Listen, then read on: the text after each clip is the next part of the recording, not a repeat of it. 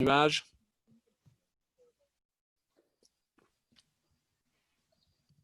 À vous, monsieur. Très bon, merci.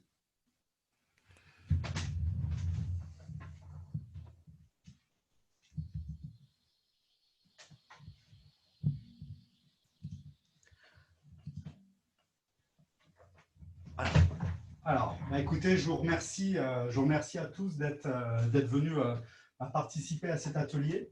Donc, effectivement, je suis conseiller pédagogique à l'Université de Montréal. Alors, j'ai fermé j'ai une fenêtre ici. Voilà. Hop. Et ce que je voulais voir avec vous, c'était un petit peu qu'on parle de gamification, parce que je me suis rendu compte avec mes collègues, finalement, et les enseignants que j'accompagne à l'Université de Montréal, et puis même dans d'autres projets, que finalement la gamification est parfois mal comprise et puis également sous-estimée. Alors, qu'est-ce que je veux voir finalement avec vous? C'est déjà clarifier c'est quoi la gamification, hein, et concrètement de quoi on parle. On va un peu casser peut-être des légendes urbaines, des mythes autour de ce qu'est la gamification et puis aussi des fois de ce qu'elle n'est pas. Je vais essayer de la mettre le plus possible en contexte à travers un cours que j'ai dans mon instance Moodle, parce qu'à l'Université de Montréal, on travaille avec Moodle. Donc, je vais vous montrer concrètement comment est-ce que j'ai pu mettre en place certaines affaires dans le cours, et puis qu'est-ce que ça me permet finalement de proposer aux étudiants. En fait, j'accompagne des enseignants, donc je vais vous montrer qu'est-ce que je permets de proposer à leurs étudiants à eux. Parce que là, maintenant, j'enseigne plus. J'ai enseigné pendant plusieurs années, mais maintenant, voilà, j'accompagne uniquement des enseignants. Et puis, voilà, on va essayer d'aller un petit peu au-delà de la gamification. En tout cas, je vais vous montrer en quoi la gamification est une porte ouverte à d'autres affaires, aussi sur quoi elle s'appuie pour pouvoir fonctionner. Donc, je vais me permettre de parler de storytelling. Et puis, je vais faire aussi une petite extrapolation à la fin pour vous montrer que parce que c'est aussi un sujet sur lequel je travaille, c'est pas aussi, c'est le sujet sur lequel je travaille, c'est l'intégration de l'IA pour piloter des parcours de formation. Alors, vous allez voir que je fais exprès, et parce que c'est devenu une tendance naissante en tout cas, on ne parle plus d'intelligence artificielle, mais vraiment d'IA, et puis on en reparlera pourquoi justement on parle maintenant uniquement d'IA et qu'on essaye de le dissocier du concept d'intelligence artificielle. Voilà, donc ça, c'est vraiment pour aller plus loin. Tout ça, pourquoi? Parce que vous allez voir que la gamification a besoin de mettre en place une certaine ingénierie dans son cours. Elle génère aussi beaucoup de données et tout ça permet en fait de personnaliser le parcours pour l'étudiant, mais va permettre aussi d'automatiser certaines affaires. L'objectif de la gamification, voilà, ça va être dans l'écran suivant. Voilà, l'objectif de la gamification, ça va être de permettre à l'étudiant d'avoir, on va pousser son adhésion au projet pédagogique, on va faciliter aussi son assimilation. Et moi, ce que j'aime bien dire, c'est que finalement, une bonne stratégie de gamification, c'est une stratégie qui va être efficiente, va permettre, et c'est ce qu'on essaye tous de faire en tant que pédagogue, c'est presque de former l'étudiant, de former l'apprenant malgré lui. Et c'est ça qui est intéressant, c'est que dans plusieurs projets, voilà, mon objectif à la fin, c'est lorsque je suis à la fin de la journée, à la fin de la séance, c'est finalement faire prendre compte à l'étudiant ou à l'adulte que j'ai en face de moi, qu'il a appris plein d'affaires sans même s'en rendre compte. Pourquoi? Parce qu'en amont, j'ai mis en place toute une stratégie qui a facilité son apprentissage, qui a facilité son appropriation du contenu. J'ai vraiment développé un cours pour que le cours s'adapte finalement au profil de mon apprenant. Ça permet l'appropriation, ça permet aussi la motivation. Et tout ça, je peux le faire uniquement si j'arrive à prendre en compte le contexte du projet d'apprentissage, que ce soit un cours académique ou un cours de formation continue. On pourrait même aller jusqu'au développement de MOOC. Les plateformes MOOC sont, petit bémol, un peu plus réductrices par rapport à la possibilité de mettre en place des stratégies de gamification, mais elles commencent de plus en plus à intégrer l'ingénierie qui permet de le faire par derrière. Alors, on m'a présenté plus que largement tout à l'heure, mais ce que je voulais peut-être insister, c'est mon approche, donc qui est dite curative, par rapport au projet que j'accompagne. Donc, cette approche, finalement, si on parle aussi d'apprenance, hein, c'est vers quoi ça me permet d'aller. C'est voilà, c'est un gros travail de veille. J'essaye de regarder les tendances, j'essaye de regarder les outils. Donc, c'est vrai que j'ai un profil qui vient des arts visuels. J'ai vraiment poussé mon cursus en art plastique jusqu'à la fin et mon sujet de recherche, c'était justement les mécaniques de lecture. Donc, les mécaniques de lecture, après, j'ai eu un passage en communication, mais toute cette stratégie de lecture, de mécanique, comment est-ce qu'un visuel fonctionne, comment est-ce qu'une page web fonctionne aussi, tout ça, ça me permet de mettre en place maintenant ces stratégies-là. Alors, je vous rassure, je ne vous demande pas forcément d'être ergonome visuel, ni même stratège média, mais c'est des outils qui vont nous permettre quand même, lorsqu'on les comprend, qui vont nous permettre de mettre en place les outils comme il faut. Donc, la gamification, voilà, on va déjà commencer à casser un petit peu certains a priori. La gamification, c'est quoi? Vous voyez, peut-être depuis le début, et j'avais demandé à ce que ça soit ce mot-là dans le titre, je ne veux pas entendre parler de ludification. Pourquoi? Parce que la francisation du mot, et je comprends très bien tout ce qui va autour de la protection de la langue française, je le défends plus qu'il ne le faut hein, dans mon contenu de formation et comment j'essaye moi-même de parler. Mais je tiens à ce mot gamification parce que gamifier, ce n'est pas faire un jeu. On n'est pas là à infantiliser le cours. C'est absolument pas ça. Là, dans ma présentation, vous voyez, j'utilise clairement des visuels de Super Mario, mais c'est parce que Super Mario a aussi un jeu de construction. Ce n'est pas que du ludique. Et c'est vrai que la gamification, des fois, est rejetée par des enseignants. Elle est même, paradoxalement, des fois rejetée par des étudiants eux-mêmes. Pourquoi? Parce qu'on a cet a priori de se dire la gamification, ben, voilà, on va mettre un petit avatar, on va mettre un petit chat qui rigole et qui, voilà, je vais faire des jeux, etc. Non, la gamification, en fait, pour faire très court, ça exploite l'architecture d'un jeu, mais on le retranspose dans un contexte d'apprentissage. Alors, qu'est-ce que je veux dire par là? L'architecture d'un jeu, je le résume dans les très très grandes lignes, mais ça va nous permettre par la suite de comprendre comment est-ce qu'on peut construire son cours. Un jeu, bon, on a tous joué à des jeux, puis Super Mario est très populaire, donc je pense que la plupart d'entre vous, même si on n'y a pas joué, vous le connaissez. Un jeu, c'est quoi? C'est j'ai un niveau, je parcours le niveau, j'obtiens des indices, je gagne des points, des pièces, etc. Et à la fin du niveau, il faut que j'arrive à battre le boss, c'est-à-dire le gros méchant qu'on a à la fin de la plateforme. Il faut que j'arrive à le combattre pour pouvoir passer au niveau suivant. Eh bien, tout simplement, c'est ça qu'on applique au niveau de son cours. Dans son cours, on va avoir une granularisation, on va avoir un chapitrage, un séquençage de son cours. Et puis, cette granularisation, c'est ça nos niveaux. Donc, on va pouvoir comme ça évoluer à l'intérieur d'un niveau, d'un parcours, pour ensuite pouvoir continuer. Donc là, c'est ce que je vais essayer de vous montrer maintenant au niveau du cours. Et puis, je vais revenir à ma présentation pour pouvoir continuer. Donc là, je vais changer de vue. Et puis, on va aller dans mon instance Moodle. Et puis, je vais commencer à vous montrer tout de suite de quoi il en retourne. Alors là, je vais arrêter le partage. Et puis, voilà, je vais aussi changer de vue maintenant, parce que voir mon crâne, c'est peut-être pas l'idéal. Voilà. Alors, je vais partager mon écran et je vais arrêter la présentation un moment. Donc là, voilà, que je ne me trompe pas, alors j'ai deux fenêtres d'ouvertes. Je vais essayer de… ok, je vais vous montrer d'abord, d'un point de vue enseignant, comment ça se passe. Donc là, Firefox, non, je vais aller dans Chrome.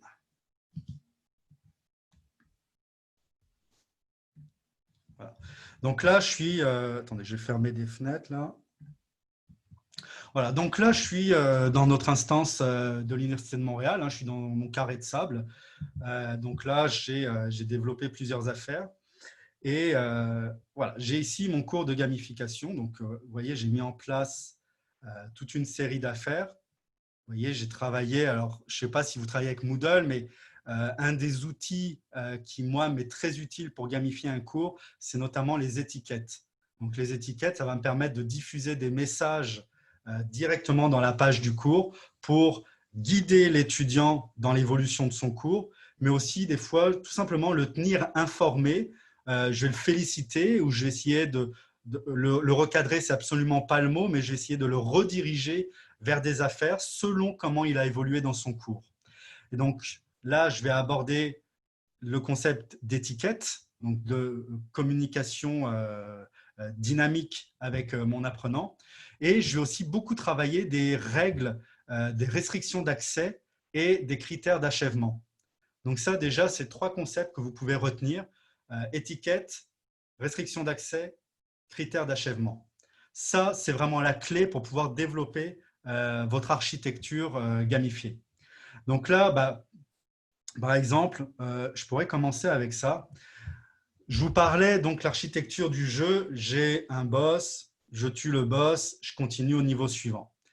Là, j'ai voulu travailler des étiquettes et je me suis inspiré des formations Six Sigma. Je ne sais pas s'il y en a parmi vous qui voyaient de quoi je parle, mais c'est une formation qui est très populaire dans le monde des TI notamment. Et puis, en fait, selon le niveau qu'on a, c'est un peu comme au judo ou au karaté, puis les autres arts martiaux, on gagne une ceinture. Et donc, on va de la ceinture blanche à la ceinture noire.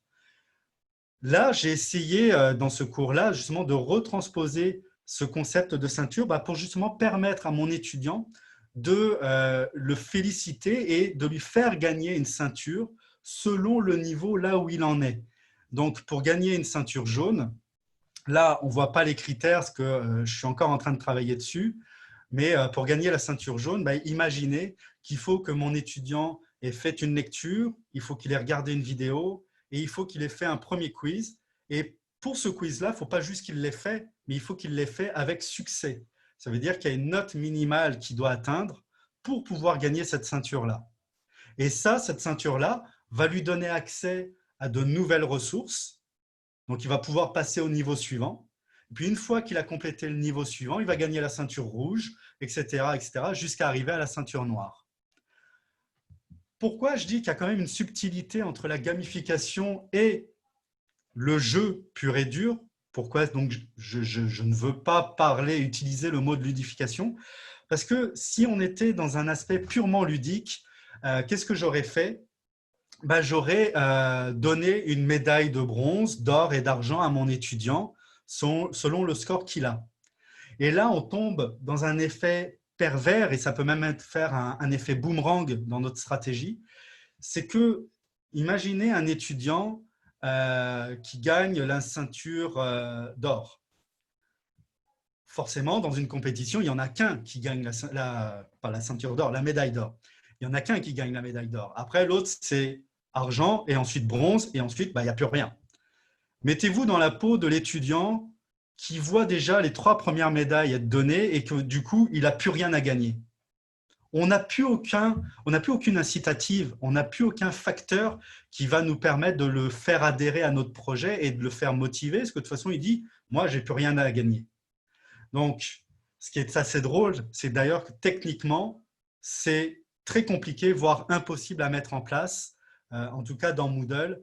Si on fait gagner une médaille d'or à un étudiant, ça voudrait dire que techniquement, plus aucun autre étudiant ne peut la gagner et automatiquement, il faudrait que ce soit la médaille d'or, d'argent et de bronze. Fait que techniquement, c'est très compliqué et puis en plus, pédagogiquement, ce n'est pas viable. Donc, c'est pour ça que j'ai opté plutôt pour ce système de ceinture qui là, en fait, tous mes étudiants peuvent gagner une ceinture jaune, tous mes étudiants peuvent gagner une ceinture rouge, etc. Donc, plutôt que de créer une compétition contre-productive, stressante, et puis antonymiquement l'opposé d'inclusive, là, j'ai les ceintures qui vont permettre de regrouper tous mes étudiants et puis ça crée aussi un effet de cohorte. Les étudiants vont se motiver entre eux parce que ça va créer des groupes. Donc là, on peut même imaginer après des stratégies d'apprentissage social qui vont être facilitées par cette mécanique parce que voilà, on va avoir les étudiants qui ont la ceinture jaune, ils vont se motiver pour voir, voilà, il y en a un qui est déjà à la ceinture verte, comment il a fait, qu'est-ce qu'il a fait, puis qu'est-ce qui m'attend aussi. C'est très motivant lorsqu'on est dans un parcours d'apprentissage Ok, j'apprends, mais okay, pourquoi j'apprends ça? Ça me sert à quoi? À part les objectifs déclarés dans le plan de cours, fine, j'ai appris ça, mais à quoi ça me sert? À quoi ça va m'ouvrir une porte? Bah là, si on montre à l'étudiant qu'est-ce qu'il attend par la suite, bah ça le motive, il comprend mieux finalement notre projet pédagogique. Et donc, c'est là ce que je vous montrais tout à l'heure dans la présentation, on obtient son adhésion et de l'adhésion bah, vient finalement la mémorisation. Si je n'adhère pas au projet, je ne peux pas mémoriser, je ne peux pas l'accepter. Donc ça va être des facilitants pour notre projet. Alors maintenant, dans ce cours-là, voilà, là j'ai d'autres affaires qui ont été cachées, mais voilà. Là, qu'est-ce que j'ai fait? J'ai ici, comment je pourrais vous montrer les choses là facilement? Voilà. Là, j'ai laissé un message. Vous voyez ici, j'ai une activité, c'est pas une activité, c'est une ressource, donc c'est un dossier hein, dans Moodle. C'est un outil qui permet de mettre des ressources à l'intérieur. Mais le plus important là-dedans, c'est peu importe ce que c'est, on voit que c'est non disponible à moins que l'activité page aide-mémoire soit marquée comme complétée. Donc, ça veut dire que mon étudiant ne va pouvoir accéder à cette trousse que si il a fait cette première activité, cette première ressource. Alors, vous allez voir dans mes mots, j'essaye de faire attention entre une ressource et une activité. Une ressource, c'est quelque chose que je consulte, comme une lecture, une vidéo. Une activité, c'est quelque chose dans lequel l'étudiant doit agir, il doit faire quelque chose. Donc là, notre parcours de formation, d'apprentissage, doit être rythmé entre des ressources et des activités pour pouvoir mettre tout simplement en place une pédagogie active à distance. Alors, on parle beaucoup de pédagogie active lorsqu'on anime en salle. Ce qui était intéressant, là, en tout cas à l'Université de Montréal, on a vu ça depuis le mois de mars. Il a fallu qu'on arrive à retransposer les stratégies de pédagogie active avec des outils à distance. Donc là, voilà, on va utiliser comme ça des activités. Donc là, on voit ici, donc c'est ma page aide-mémoire et on voit, voilà, mon activité, elle est là. Je peux cliquer dessus. Donc là, je permets à mon étudiant de cliquer dessus. Et vous voyez, elle est cliquée. Donc là, il a déclaré en avoir fini avec. Et là, on voit mon dossier maintenant est actif. Donc là, je lui ai permis d'accéder à ce niveau-là. Au niveau des stratégies de gamification, on a deux manières de faire évoluer l'étudiant. Ou c'est du déclaratif, parce que c'est très compliqué d'être capable d'automatiser finalement est-ce qu'un contenu est complété, est-ce qu'il n'est pas complété. Une lecture peut être complétée au bout de 10 lectures pour l'étudiant, comme au bout d'une lecture, c'est très difficile à dire. Et donc là, moi, ce que je fais pour c'est un aide-mémoire, donc c'est une ressource à lire. Je dis à mon étudiant, bah, c'est toi qui finalement décides quand tu considères que c'est terminé. Et là, je ne sais pas si vous le voyez, mais mon carré, donc mon marqueur de complétion, c'est un trait qui est plein. Et là, vous voyez au-dessus, j'ai d'autres traits qui sont en pointillé. Et là, ces traits pointillés, je ne sais pas si vous entendez ma souris, mais je ne peux pas cliquer dessus. Là, c'est parce que je suis sur une ressource où la complétion est automatisée. C'est-à-dire là, c'est moi en tant qu'enseignant qui décide, voilà, une fois que l'étudiant a regardé cette ressource ou qu'il a fait l'activité, automatiquement, ça considère l'élément comme complété et donc ça va permettre à l'étudiant de poursuivre. Alors pour les ressources, j'évite de le faire. Là, je l'ai fait pour des tests, pour la démo, mais pour des ressources à lire, je vais plutôt être sur des marqueurs de complétion qui sont manuels. Alors, comment je fais pour faire ça? Attendez, j'ai la fenêtre de Zoom qui me gêne. Voilà, là, je suis connecté comme étudiant. Alors, ce que je vais faire, c'est que je vais arrêter le partage de cet écran et je vais me connecter comme enseignant cette fois. Je crois que j'ai dit l'inverse tout à l'heure, je suis désolé. Là, j'étais vraiment connecté comme étudiant. Donc là, je vais, voilà, Firefox, et voilà, là, je vérifie. Voilà, je suis bien connecté comme enseignant. Donc là, vous voyez maintenant l'arrière-cours de comment tout ça fonctionne. Alors, vous voyez, mon écran n'a rien à voir. Hein, j'ai plein de fichiers cachés, j'ai plein d'affaires qui sont mises.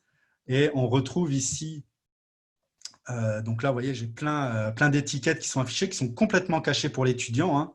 Mais vous voyez ici, j'ai un petit avatar. Donc là, bonjour Fleur. C'est un avatar qui ne s'affiche que si mon étudiant fait partie d'un groupe que j'ai appelé Fleur. Voilà, c'était juste pour une ancienne formation. Je crée des groupes d'étudiants. Et donc, dès que l'étudiant s'était inscrit à un groupe, il y avait un petit message qui finalement lui confirmait que tout s'était bien passé. Donc là, si je redescends voilà, mon dossier, on retrouve ici non disponible à moins que aide-mémoire soit marqué comme achevé. Et mon aide-mémoire est un peu plus haut. Il est ici. Donc là, ce que je vais faire, c'est que je vais activer le mode édition. Ça va charger. Très bien. Et donc là, je vais pouvoir retourner. Alors, mon aide-mémoire, je l'ai perdu. Voilà, gamification, il est là. Donc, je vais aller dans modifier. Alors, ceux qui ne sont pas dans Moodle, je suis désolé, hein, essayez juste de voir après dans votre LMS comment vous arrivez à retransposer ça. Mais dans la liste que j'ai vue, je sais qu'il y en a plusieurs qui sont avec Moodle également. Alors là, voilà, je ne veux pas tout vous montrer, hein, ce n'est pas une formation Moodle que je fais, mais voilà, restriction d'accès et achèvement d'activité. Vous voyez, les deux outils sont là. Donc là, je suis dans une ressource. Donc, vous voyez que ma ressource n'a aucune restriction d'accès. C'est-à-dire que mon étudiant peut, dès l'ouverture du cours, consulter cette ressource. Donc là, voilà, j'ai fait des essais, donc je vais déverrouiller les options d'achèvement. Et puis, vous voyez ici que suivi d'achèvement, voilà, les étudiants peuvent marquer manuellement l'activité comme terminée.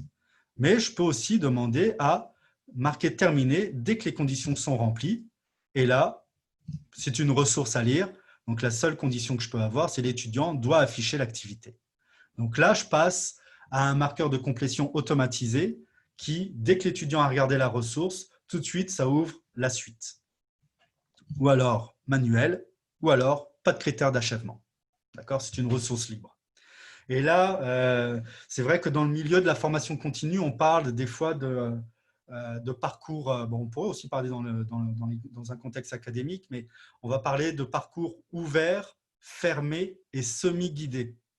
Donc, un parcours ouvert, c'est mon étudiant, mon apprenant peut regarder ce qu'il veut, quand il veut, et il n'y a pas de continuité pédagogique. D'accord ? C'est étagère. D'accord ? Il regarde ce qu'il veut quand il veut. Il n'y a pas de conséquences. Si on est dans le parcours fermé, là, on est ultra directif, ultra guidant. C'est-à-dire qu'on va dire à l'étudiant, on va lui faire comprendre, OK, ton parcours, il faut que tu aies fait ça, ça et ça pour pouvoir passer au niveau suivant. Et le niveau suivant te permet de passer au niveau 2, 3, 4. Mais tu es, entre guillemets, obligé d'évoluer comme moi, enseignant, j'ai décidé que tu pouvais évoluer. Dans certains projets, c'est la stratégie à adopter. Notamment en formation continue. Hein, tout à l'heure, on parlait dans mon introduction, c'est vrai que j'ai travaillé pendant plusieurs années sur des déploiements TI, sur des ERP, donc en français, on parle plus de PGI. Dans des formations comme ça, TI, on peut obliger finalement l'apprenant à évoluer et à respecter les règles d'évolution parce que par la suite, il y a quand même des responsabilités. Hein. Lorsqu'on est sur des modules de finance ou de ressources humaines, on ne peut pas se permettre d'avoir un employé qui n'est pas formé comme il faut. Dans un cours académique, cette stratégie-là peut être considérée comme un irritant. Pourquoi ? Parce que l'étudiant est, à la base, déjà dans une situation de stress. D'accord ? Il faut qu'il apprenne parce que s'il n'apprend pas comme il faut, il n'aura pas son examen. Et s'il n'a pas son examen, il n'a pas son diplôme. S'il n'a pas son diplôme, il ne peut pas travailler. Donc déjà, on est dans une situation de stress pour l'étudiant. Donc le parcours fermé, en condition, dans un contexte académique, on va l'éviter. Formation continue, selon les projets, oui. Mais ça ne veut pas dire quand même que l'étudiant, on doit se priver de le guider. Donc c'est pour ça que je parle aussi de parcours semi-guidé. Donc là, le parcours semi-guidé, c'est là que je le simplifie puissance 1000, mais c'est là qu'on va pouvoir proposer à l'étudiant de marquer lui-même comme compléter la ressource. C'est-à-dire que je lui indique, moi enseignant, que c'est un requis pour qu'il puisse continuer, mais s'il veut pouvoir continuer à son rythme ou, entre guillemets, je n'ai pas le mot français qui me vient, je dis que je défends la langue française tout à l'heure, mais je n'ai pas le mot qui me vient, mais il pourrait bypasser la règle, c'est-à-dire il pourrait la mettre de côté et puis évoluer parce que lui a décidé d'évoluer. Donc ça, c'est le parcours semi-guidé et ça, c'est une alternative qui marche assez bien. Pourquoi elle marche assez bien? Parce que l'étudiant n'est pas bloqué, mais il comprend très bien mes attentes. Et ça, c'est quelque chose qui est très rassurant pour un étudiant, c'est de savoir c'est quoi les attentes de son prof. Si vous avez animé des cours, si vous êtes professeur ou minimalement auxiliaire d'enseignement chargé de cours, vous avez tout le temps eu, on a tous eu à la fin du cours un étudiant, une étudiante qui vient nous voir, c'est quoi le rendu pour le prochain cours? Ce devoir-là, il est bien à rendre pour le temps, etc., etc. Donc, on a des étudiants qui viennent nous voir constamment parce qu'ils ne sont pas sécurisés. Ils n'ont pas les dates, ils ne les retrouvent plus, il y a trop de documents, ils sont complètement perdus au niveau des attentes. Donc, du coup, ils stressent. Et puis, un étudiant qui stresse, c'est un étudiant qui n'apprend pas. Et donc, du coup, il n'est pas dans de bonnes conditions pour réussir son examen. Donc, là, ce qu'on va faire avec ça, c'est qu'on va le guider. Donc là, c'est le premier outil. Donc là, je vais enregistrer et puis revenir à mon cours. Et puis, un autre outil qui peut être très efficace pour une stratégie de gamification qui va accompagner l'étudiant vraiment comme il faut, c'est sur la droite, voilà ici, vous voyez, je vais peut-être prendre des outils d'annotation. Voilà, j'ai ici un bloc de progression. Ce bloc de progression est très intéressant pour les étudiants parce que je vais justement lui indiquer qu'est-ce que j'attends de lui. Donc là, il le voit dans son cours, il a accès, il n'a pas accès à une ressource, etc. Il voit qu'il faut qu'il déclare une affaire. Mais là, c'est un bloc qui résume un petit peu toutes mes attentes. Et là, on voit, donc on a comme une ligne de temps avec un maintenant qui est affiché ici. Et puis, on voit, j'ai deux blocs rouges à gauche. Donc là, je suis dans le passé. Et là, qu'est-ce que ça indique à l'étudiant? Il n'a pas répondu à mes attentes, il n'a pas fait ce qu'il fallait. Donc là, qu'est-ce que j'ai? J'ai un premier bloc. Donc, c'était une lecture. On voit que c'est une page, un aide-mémoire à lire. Il ne l'a pas fait et j'en avais besoin, par exemple, pour un TP. J'en avais besoin pour mon cours d'aujourd'hui. J'avais besoin qu'il fasse une lecture préparatoire. Il ne l'a pas faite. Ça peut être une vidéo, ça peut être ce qu'on veut. Et puis là, on voit ici, il y a un quiz aussi. Ah, pardon, j'ai cliqué dessus. Je ne voulais pas. Et là, on voit, voilà, il y a un quiz ici, donc une évaluation qui peut être formative. Pareil, il ne l'a pas faite. Ou alors, on pourrait avoir aussi un petit carré orange qui indiquerait que, bah oui, il a fait l'activité, mais il ne l'a pas faite avec succès. Donc là aussi, ça va permettre à l'étudiant de voir, OK, je devais faire un quiz pour mon TP d'aujourd'hui pour peut-être m'assurer à moi-même que j'ai le niveau pour faire le TP.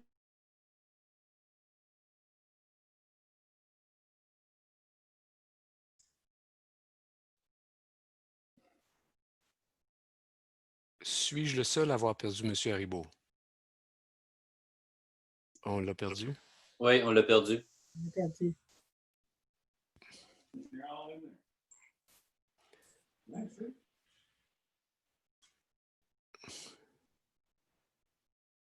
Je vais poser Oui, merci. à vous.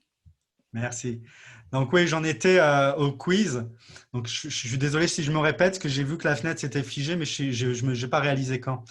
Donc là, le quiz, voilà, on indique à l'étudiant qu'il devait faire un quiz pour préparer un TP, s'assurer qu'il avait le niveau. Rouge, c'est qu'il ne l'a pas fait. Orange, c'est qu'il l'a fait, mais pas avec succès. Et donc là, je vais aborder maintenant un élément très important dans les stratégies de gamification. C'est justement, là pour le moment, on a parlé que l'étudiant voit comment il doit évoluer dans le cours, il voit ce qu'il doit faire, à quoi ça lui permet d'accéder. Donc là, il a compris avec ce que je viens de vous montrer, comment il peut évoluer dans les différents chapitres, dans les différentes granules du cours.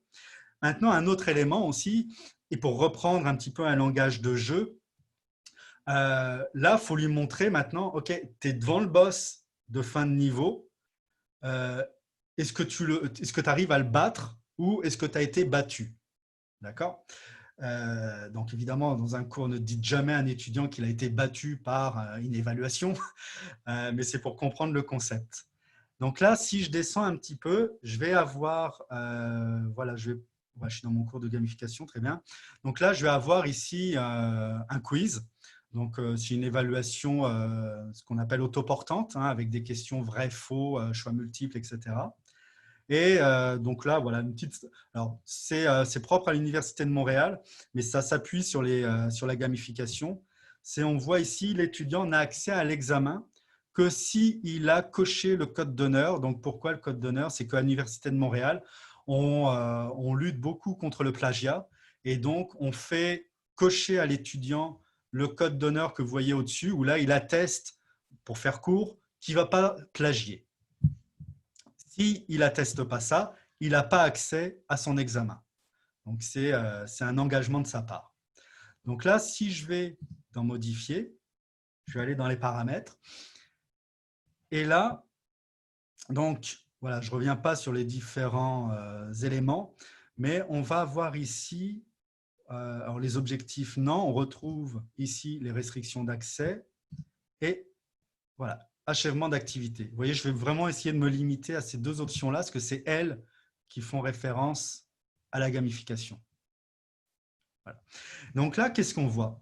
On voit ici suivi d'achèvement, afficher l'activité comme terminée dès que les conditions sont remplies. L'étudiant doit afficher l'activité, oui, mais vous voyez que ce n'est pas indispensable de la cocher. Pourquoi? Parce que j'ai coché l'autre option qui est une note requise. Donc l'étudiant doit recevoir une note pour terminer l'activité. Et là, je pourrais même aller plus loin. C'est que si je veux aller sur un indicateur de succès-échec, ce qui va être très important pour montrer à l'étudiant si finalement il a battu le boss de fin de niveau, battu l'énigme finale de la plateforme, je vais pouvoir aussi indiquer que finalement, ça requiert une note de passage. Et donc, ma note de passage, là, je ne l'avais pas cochée, mais je l'aurai ici. Là, j'ai note pour passer. Je pourrais très bien indiquer. Donc, voilà, imaginons c'est un examen qui est sur 100 points. Je veux que mon étudiant ait 70 points pour pouvoir passer. Donc là, note pour passer 70. Et puis là, j'indique que ça requiert cette note de passage pour pouvoir considérer l'activité comme complétée. Et là, on va pouvoir voir par la suite. Alors, attendez, je me permets juste de regarder un autre écran, voir si j'ai une affaire. Ah, je suis désolé, j'ai tellement manipulé ça ces derniers temps pour montrer à des enseignants que j'ai plus mon marqueur. Je vais vous montrer dans ma présentation, c'est pas grave. Donc là, je vais avoir dans cette fenêtre-là, grâce à cette fenêtre-là, pardon, un marqueur. Donc, je vais avoir une petite croix rouge lorsque mon étudiant a échoué l'évaluation, il n'a pas obtenu la note de passage, ou je vais avoir une petite coche verte pour lui indiquer qu'il a fait l'évaluation et qu'il l'a faite avec succès. Donc là, ça va permettre de répondre à l'étudiant dans le sens que tous les étudiants qui venaient nous voir à la fin pour nous demander bonjour monsieur, est-ce que je suis bon dans le cours? Est-ce que, grosso modo, est-ce que vous êtes content de moi? Là, il n'a même plus besoin de venir me voir pour me demander. Le cours, grâce à cette stratégie et cette ingénierie de gamification, le cours lui-même va lui montrer qui répond à mes attentes. Donc là, voilà, ça c'est peut-être un petit peu une conséquence des aléas de ce qu'on vit en ce moment. C'est que là, j'ai beaucoup manipulé mon cours pour montrer à des enseignants, donc je ne peux pas vous le montrer dans mon cours. Je vais revenir à ma présentation, puis je vais vous montrer, ce qu'il en est, puis en même temps, je vais m'assurer de vous avoir montré ce que je voulais vous montrer. Donc là, voilà, on va créer un jeu. Alors, voilà, pour revenir sur la différence entre gamification, ludification, lorsqu'on est à créer un jeu, et on peut créer des jeux, hein, je ne suis absolument pas contre. Moi-même, je développe des jeux de plateforme à but pédagogique, mais là, on va parler de jeux sérieux. Et là, je n'ai pas de problème à utiliser le mot français. Serious game, jeu sérieux, je suis tout à fait confortable avec ça. Et là, on développe un jeu. Et on développe un jeu à objectif pédagogique. Donc, les stratégies de gamification, voilà, on en a parlé. Mise en contexte, ça c'est bon, on en a parlé aussi. Donc voilà, les 5 notions clés. Puis je vais revenir sur les marqueurs, mais là, j'en profite pour rattraper ma présentation. Les 5 notions clés, donc on crée une expérience à l'étudiant, une expérience sur mesure. On va lui permettre d'identifier clairement les objectifs. Vous avez vu quand je vous montrais les critères d'achèvement, est-ce que ça permet d'accéder et puis qu'est-ce qui permet de considérer une ressource, une activité comme complétée. C'est ça, on identifie pour l'étudiant les objectifs, les attentes du cours. On peut aussi, troisième point, vous voyez, proposer des défis. Donc là, on est clairement dans des évaluations formatives en général, avec la proposition de défis. Récompenser la progression, je vais vous montrer ça tout à l'heure, mais on avait déjà abordé ça avec les ceintures. Quand je vous parlais des ceintures blanches à noir, c'est là on est dans la récompense. Et ça, c'est clairement inspiré des jeux, parce que dans les jeux, on gagne des points, on gagne des pièces. Ces pièces-là nous permettent d'acheter, là j'ai mon fils qui joue à des jeux de voiture, les pièces lui permettent d'acheter un plus gros moteur, des plus gros pneus. Là, la progression, la ceinture, va nous permettre d'accéder à des ressources, à une nouvelle strate, un nouvel chapitre dans notre parcours. Mais on pourrait aussi imaginer des stratégies de gamification où là, on va carrément donner accès à des contenus bonus. On pourrait très bien permettre ça pour des étudiants.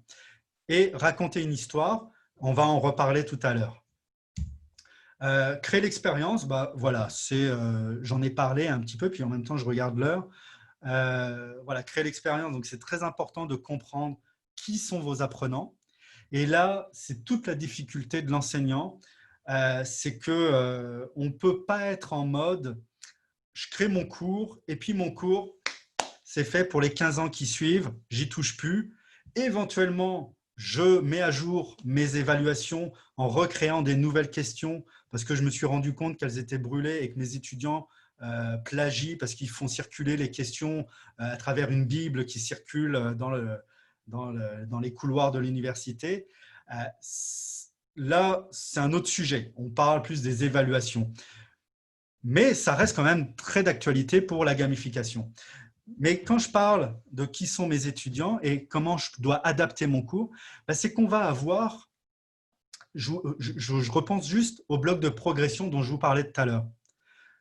J'espère vous avoir pu vous faire passer le message que finalement c'était un outil d'aide pour l'étudiant parce qu'il comprend comment il doit évoluer dans le cours et puis surtout je lui indique c'est quoi mes attentes. Donc l'objectif c'est de le rassurer parce que quand il réussit, il voit qu'il a réussi. Quand il a échoué, à travers des étiquettes et des restrictions d'accès, je vais pouvoir le rediriger sur des ressources pour qu'il puisse réviser le contenu et refaire une évaluation jusqu'à ce qu'il obtienne l'évaluation, une note de passage satisfaisante.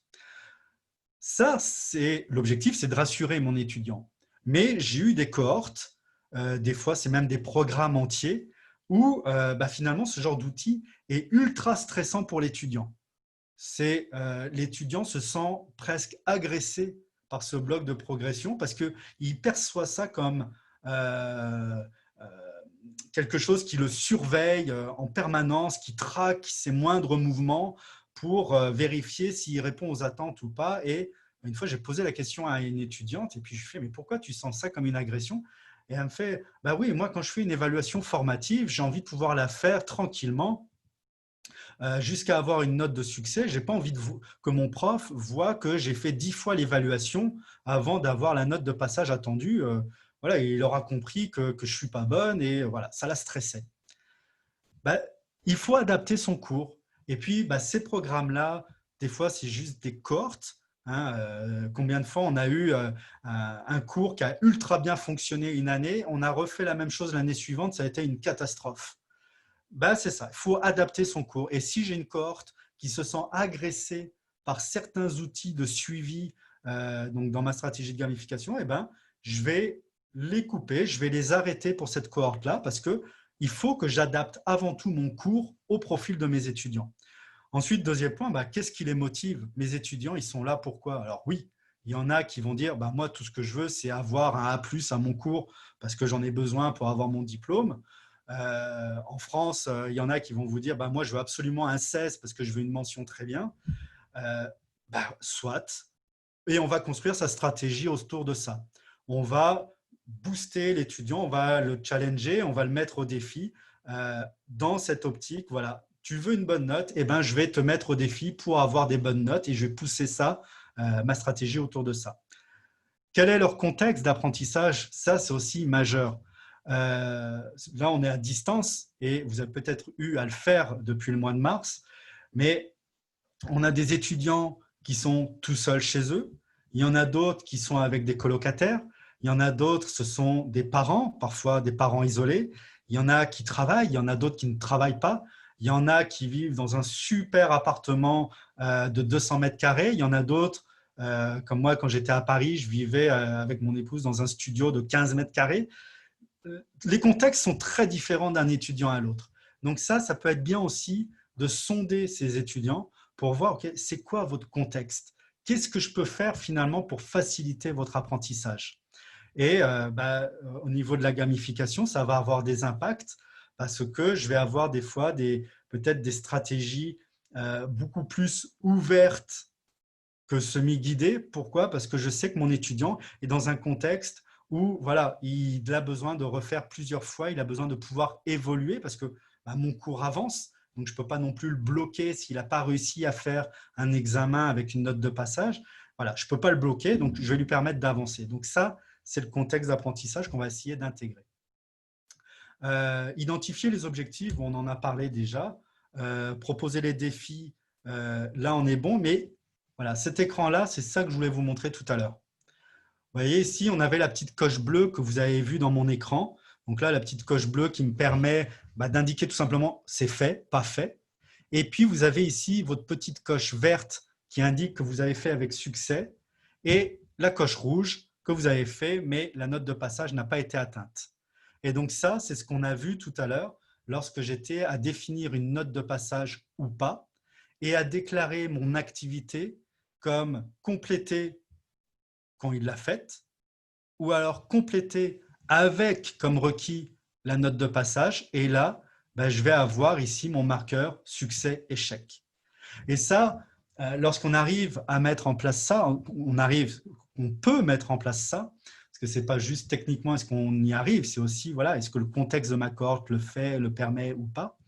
Lorsqu'on met ça en place, dites-vous que ça permet moi je trouve ça génial, c'est qu'on va pouvoir afficher des messages.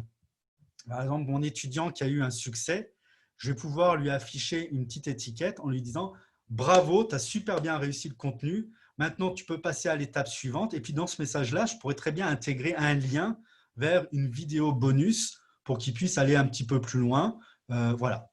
Et puis, si il a raté, là, c'est pareil, ça va être ultra intéressant parce que dans mon étiquette, et puis je vais retourner dans Studium pour vous montrer ça tout de suite, Studium étant mon Moodle, je vais pouvoir, ok, tu as raté, je vais te montrer des ressources, mais je vais même pouvoir aller encore plus loin dans le sens que je vais pouvoir lui dire, ok, tu as raté, mais tu as raté à tel point que tu n'as même pas atteint 30% de mes attentes. Je vais te montrer cette ressource-là. Tu as échoué, mais tu as échoué, tu étais à 60%. Donc, tu étais presque à mes atteintes. Je vais te montrer cette ressource-là. Donc, ça veut dire que je vais pouvoir le rediriger aussi en fonction du niveau réel qu'il a. Ce n'est pas juste tu as raté, tu as réussi. C'est tu as raté, mais à quel niveau tu as raté. Voilà, donc, je vais arrêter ma présentation là et puis je vais revenir maintenant à mon Moodle pour pouvoir vous montrer. Non, je n'arrête pas la vidéo. Je partage et je partage, si je ne me trompe pas, cet écran-là. J'en profite, Monsieur Haribo, pour vous rappeler qu'on se réserve quelques minutes pour la période de questions. Alors, en principe, il vous reste 12 minutes de présentation si on se garde au moins 5 minutes pour les questions. Oui, ça va être bon. Donc là, oui, voilà, il a raté et je vais vous montrer maintenant comment ce que je vais faire tout simplement, c'est que je vais créer une étiquette depuis zéro. Voilà. Donc là, je vais revenir à ma page de cours. Voilà. Et je vais créer, voilà, je vais rester dans mon cours de gamification. Voilà. Je vais créer une étiquette. Donc voilà, pour les utilisateurs Moodle, on parle de ça. Je vais l'ajouter. Et puis là, je vais lui écrire, je vais l'écrire. On essaye toujours d'avoir un message positif, hein. Donc, attention, tu as passé l'évaluation, blablabla. Et puis là, je vais juste me mettre ici 30%. C'est juste pour la démo. Donc là, je vais ici restreindre l'accès. Je vais ajouter une restriction. Et puis, ce que je vais faire, je pourrais faire achèvement d'activité et aller chercher mon évaluation formative. Mais ce que je vais faire aussi, c'est que je peux passer par note. Et la note, voilà, je vais ici choisir mon évaluation. Donc là, voilà, j'en prends une, je vais en prendre une au hasard, hein, évaluation par les pairs. Voilà.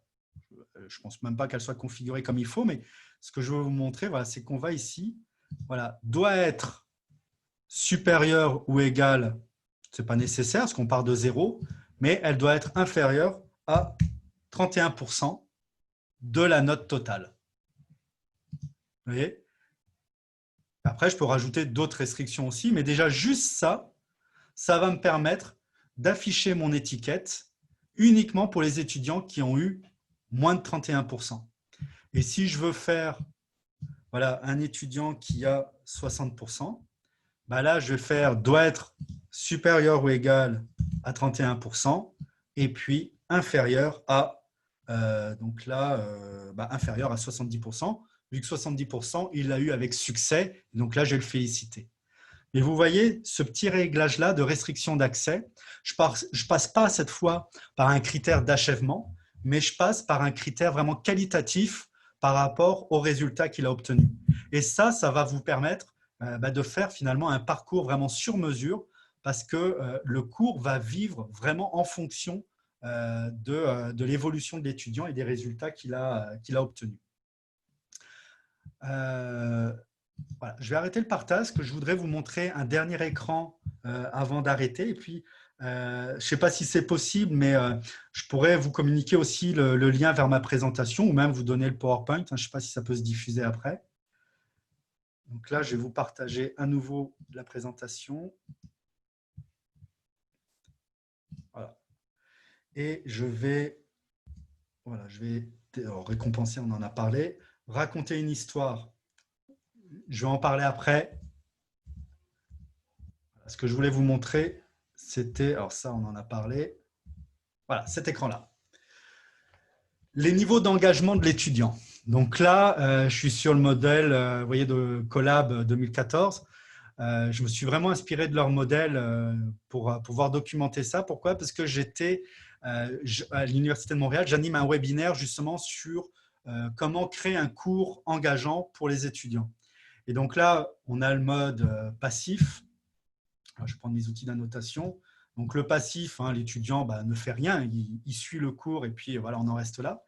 Mais vous voyez que vous avez 3 niveaux d'engagement pour la pédagogie active.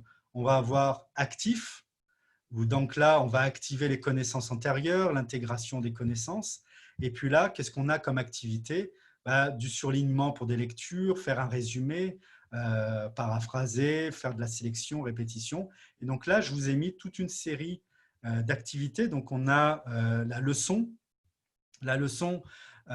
qui va permettre donc de faire un peu comme, c'est un mix entre la lecture et l'activité. Donc, c'est une lecture ponctuée de questions qui va permettre justement d'avoir des données qualitatives dans le sens que l'étudiant a fait sa lecture, oui, mais est-ce qu'il a compris sa lecture? Donc là, on est dans un niveau d'engagement déjà assez élevé finalement, parce qu'on va vraiment s'assurer du qualitatif, et ce qualitatif va nous permettre après de faire évoluer l'étudiant dans le reste du cours. Donc après, on a d'autres activités, comme là, vous voyez, donc là, il faut connaître Moodle, effectivement, mais on a une activité de remise de devoirs et le quiz, et puis les 2 icônes qui sont en bas, donc ma souris s'est arrêtée, elle va revenir, mais on a des outils de vote électronique. Donc les outils de vote électronique, j'en parle pas pour la gamification, parce que c'est pas le sujet, mais remise de devoir, activité, voilà, c'est ce que je viens de vous montrer. Et puis, dans les niveaux un peu plus poussés, on va avoir donc le niveau constructif. Et donc là, on va être plus sur l'organisation, la prédiction, la justification et la réflexion chez l'étudiant. Donc là, c'est ma colonne constructive, donc niveau 3. Et donc là, j'ai mis des activités comme l'activité glossaire, où on pourrait demander à l'étudiant de saisir des définitions, de les commenter. Et ça aussi, au niveau de la stratégie de gamification, on va pouvoir s'en servir. Pourquoi? Parce qu'on va dire, on va déclarer l'activité, par exemple, glossaire, où là, l'icône que vous voyez avec les trois piles, ça c'est une activité qu'on appelle base de données. Donc, c'est l'étudiant qui complète une fiche. Pareil, il peut la compléter, mais il peut aussi commenter la fiche d'un autre étudiant. Au niveau de la stratégie de gamification, on va pouvoir s'en servir pour dire, OK, il faut que tu aies fait un article dans le glossaire et il faut aussi que tu aies commenté 3 autres articles des étudiants de ta cohorte. Et c'est seulement une fois que tu as fait ça que tu peux gagner ta ceinture jaune, rouge, verte ou noire. Le dernier niveau d'engagement, donc c'est l'interactif, où là, on est dans les évaluations par les pairs, les forums, ce genre d'affaires. Et donc là, on est vraiment dans le top de l'engagement, dans le maximum qu'on peut mettre en place. Et pareil, on va se servir de ça pour dire, OK, une évaluation par les pairs, on va dire à l'étudiant, écoute, pour pouvoir considérer l'activité comme achevée et te permettre de continuer, il faut que tu aies déposé un devoir, mais il faut aussi que tu aies évalué 3 autres devoirs. Et il faut surtout que le prof t'ait évalué et que tu aies obtenu la note de passage. Donc là, vous voyez, on a quand même pas mal de critères. Je termine 5 minutes? Non. Non. En fait, c'est qu'il y a beaucoup de gens qui s'en vont, qui nous quittent parce qu'ils doivent retourner à autre chose. Ah oui. Est-ce que vous voulez faire le 5 minutes en 30 secondes et on pose des questions? Oui, alors juste le storytelling. Le storytelling, ce que je veux dire, c'est que vous avez compris qu'on crée un parcours, donc on crée une évolution dans le cours. Donc, on parle de storytelling aussi au niveau de la ressource elle-même. On va scénariser une vidéo, on va scénariser une lecture, mais vous aurez compris qu'on peut aussi scénariser le parcours complet. Donc là, on va essayer comme ça de faire évoluer l'étudiant dans le cours complet en le faisant évoluer d'un chapitre à l'autre. Donc, on raconte une histoire, son cours, ça peut être un cours de chimie, de maths, ça va être la même chose. On va vraiment faire évoluer l'étudiant à l'intérieur. Et là, on peut s'appuyer du storytelling. Donc, j'en dis pas plus, c'est la suite des choses. Alors, j'aimerais vraiment vous féliciter. C'est une présentation spectaculaire. On est tous très jaloux de vos visuels qui sont superbes. On voit que vous vous plaisez là-dedans. Une question qui est revenue de la part de plusieurs personnes, c'est quelle version de Moodle vous utilisez? J'imagine que d'ailleurs, vous devez vous-même à l'Université de Montréal travailler sur la plateforme et reverser ces améliorations Ouais. pour le bénéficiant. Oui, la version, je ne veux pas vous dire de bêtises, mais on est toujours une version en arrière par rapport à la dernière. Est-ce que vous faites des développements vous-même dans la plateforme? Oui, on a une équipe qui est vraiment dédiée à Moodle et donc on a du surdéveloppement et l'équipe Moodle participe, en tout cas la coordinatrice participe régulièrement au Moodle Meet où elle partage justement les développements qu'on a fait pour les partager à la communauté. Donc quand une université voit qu'on a développé une affaire et puis elle aimerait l'exploiter dans la sienne, là il y a des moments de partage. Et puis, on fait aussi beaucoup évoluer Moodle de l'intérieur de cette manière-là. C'est spectaculaire. C'est une très, très belle pratique de libre et d'ouvert et de partage. Madame Céline Gravel demande si les étudiants suivent plusieurs cours, est-ce que la complexité des différents sites d'un professeur à l'autre cause des problèmes? Écoutez, moi, je dirais ce qui pose problème, c'est lorsqu'on va trop loin. On a des enseignants qui vont appliquer des stratégies très basiques. Ça peut ne pas être les mêmes, hein. L'étudiant, après, c'est comme tout, il s'adapte au profil de son enseignant, hein. Au bout du 2e cours, on sait déjà quel profil d'enseignant on a en face de nous. L'enseignant le sait, avec un cours en ligne, c'est un peu la même chose. Ce qui pose problème, c'est lorsqu'on a des choses très empiriques. Et ça peut arriver, c'est très rare, mais on peut avoir des enseignants, je pense à un notamment, qui s'amuse tellement avec Moodle qu'il empile des affaires et ça devient très compliqué. Même lui, ne sait plus où il en est. C'est ça qui peut poser problème. Mais moi, ce que je fais pour éviter ça, c'est que je documente tout le temps mes stratégies quand je monte un cours. Donc, si Bravo. vous documentez vos stratégies, là, vous êtes capable de vous revirer de bord et puis vous êtes capable de mettre à jour votre cours, voire de rétrograder si jamais il y avait besoin, mais documenter vos stratégies. Madame Moreira demande quelle est cette option sous Moodle qui permet de proposer des activités à faire en progression. Où se trouve cette option? Peut-être vous l'avez montré après, là, je ne sais pas. Ah oui, puis là, ma souris ne veut pas se rallumer. Attendez.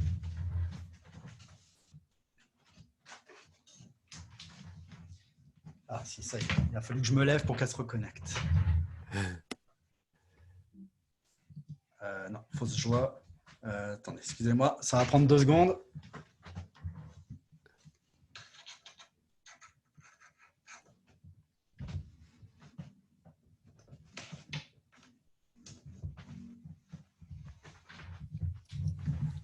Voilà, comme on dit aux enseignants, travaillez le plus possible avec du matériel filaire.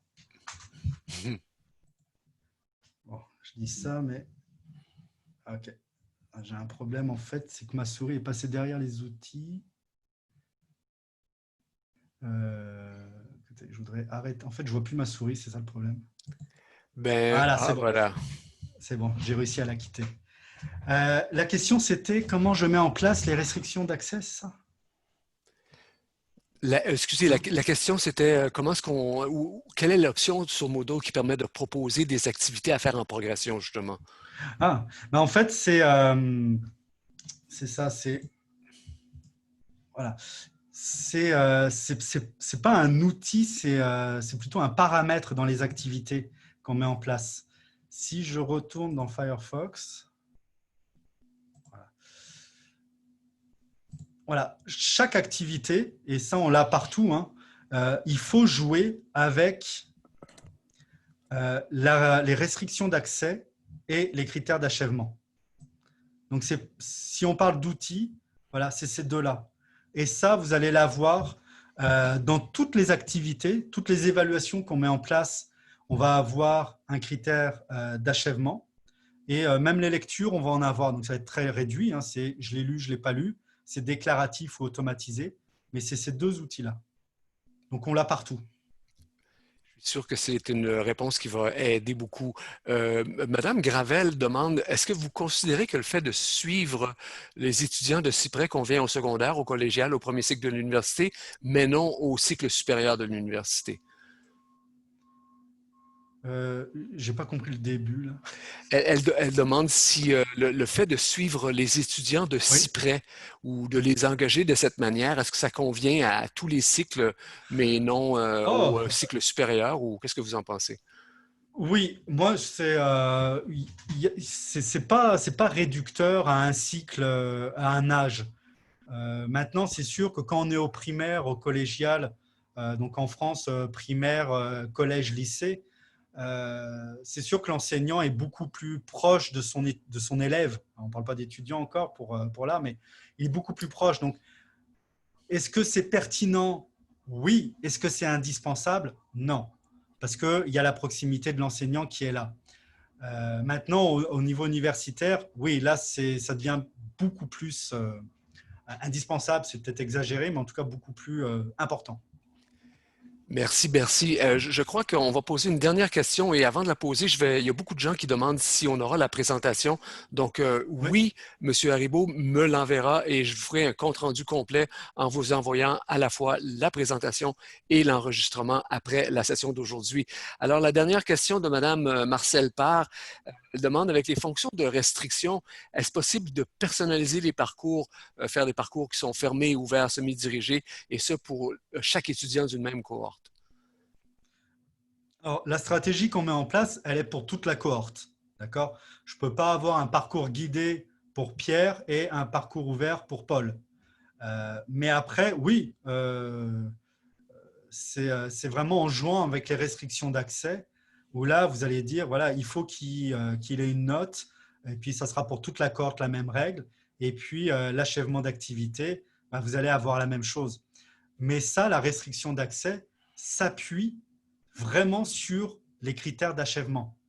Donc, c'est les critères d'achèvement qui vont… Donc là, je suis sur une ressource où c'est uniquement manuel, mais c'est les critères d'achèvement qui vont vous faire créer un parcours ouvert, fermé ou semi-guidé. Les deux fonctionnent vraiment ensemble. Hein. Comme moi, Monsieur Haribo, je sens que nos participants aujourd'hui ont été intrigués, passionnés, engagés par votre présentation. C'était J'espère. vraiment, vraiment excellent. Je vous remercie. Je sens qu'aussi, on voudra peut-être récidiver si vous n'êtes pas un homme trop en demande chez vous, mais je tiens à vous remercier au nom de tout le monde aujourd'hui et Ça me fait plaisir. à remercier aussi nos participants et à leur Mm. souhaiter à la prochaine. Très bien. Merci beaucoup. Au revoir tout le monde.